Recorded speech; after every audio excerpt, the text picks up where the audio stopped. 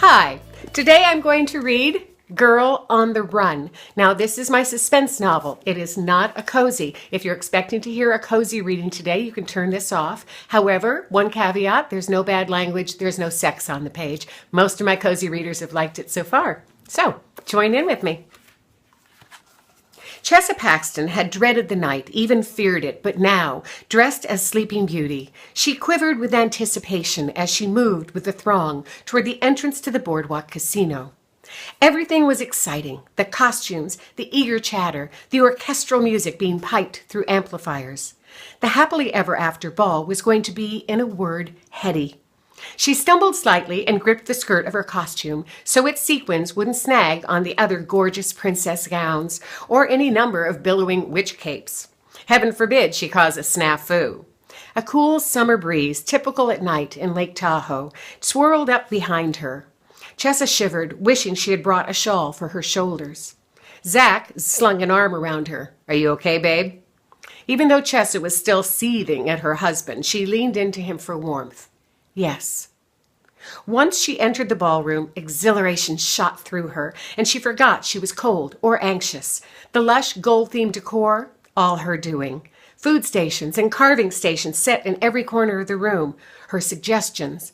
Bartenders at the open bars were offering beverages from the finest champagne to the costliest whiskey. Couples were already partying on the dance floor. Chessa hummed along with "Someday My Prince Will Come" as she pressed through the exuberant crowd. Ever since she was a girl, she had dreamed of designing costumes for this kind of ball. She had no idea that she, by the ripe age of 30, would be one of the people running it. Assistant in charge of special events. She loved her new title. The ball, which was the Thursday night kickoff party for the 3-day Happily Ever After convention, had been designed as a fundraiser for Mask, Making Art Out of Sad Kids, a spectacular cause that helped fund doctors around the world so they could fix children's damaged and deformed faces. "A smile is worth 1,000 words," was Mask's slogan. Chessa had no clue there would be so many people willing to help. The rich, the powerful, from land developers to politicians, to publishers, comic book mavens, and costume play or cosplay aficionados. All were here, with many wearing, at the very least, masks. A waiter passed Chessa carrying a tray of savory onion au gratin appetizers. The aroma made her salivate, but she couldn't indulge. Not yet. Maybe later, when she was sure everything was running smoothly. Zach swooped tendrils spilling from Chessa's updo off her neck and planted a kiss beneath. A swizzle of desire coursed through her, but she quashed the feeling. "That's not getting you off the hook, mister." Not after what she'd seen in the desk at their cabin. "Talk to me." "It's nothing, promise, when we get home." "I don't like secrets." Her father, the pack of lies. "I know, babe, I know." Zach slipped an arm around her waist and squeezed. "Come on, ease up. Enjoy the fruits of your labor. We're at the event of the year, an event you put together." "Helped put together." "Enough modesty. Admit it, my love. You are brilliant. A mastermind, not to mention gorgeous. Look around." Zach gestured to the swelling crowd. "Every man here wants to be me and take you home." "Well, every woman doesn't want to be me," Chessa said, feeling a tad lighter, the stimulation of the event working like a happiness drug. "Certainly not hanging around with you in that getup." "What's wrong with it?" Behind his goofy mask, Zach's eyes twinkled with mischief.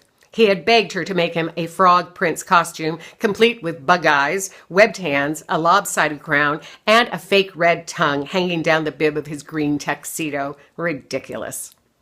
"Watch this." He hopped ahead, actually hopped, and splayed his arms. "I'm a prince in disguise." Chessa couldn't help herself. She laughed out loud. A woman called out, "Sleeping Beauty! Hey, Chessa!" Helena Gorzinski, the chief human resources officer for the casino, was dressed as Belle from Beauty and the Beast, the Disney gold gown version. She glided forward and extended the cell phone she was holding. "I like the wig," Chessa said. "You should consider dyeing your hair black." Helena had mousy brown hair. "In another lifetime." Helena smiled, but the smile didn't reach her intent gaze. She had been born serious. "Someone named Dr. Fairchild called for you.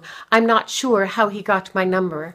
Her Polish accent was barely noticeable. Her family and she had worked hard to Americanize themselves. He said he tried your cell phone. You didn't answer. He wants you to call him back. Zach groaned. Come on, babe. You don't need to talk to your therapist. You're handling this. You won't. Have a meltdown? Chessa placed a finger on her husband's frog-like mouth. I agree. Fragile before, never more, she reminded herself. Helena, thanks, but I'm not taking any personal calls tonight. If the doctor calls back, tell him I'm fine. Have you seen Miss Kimura?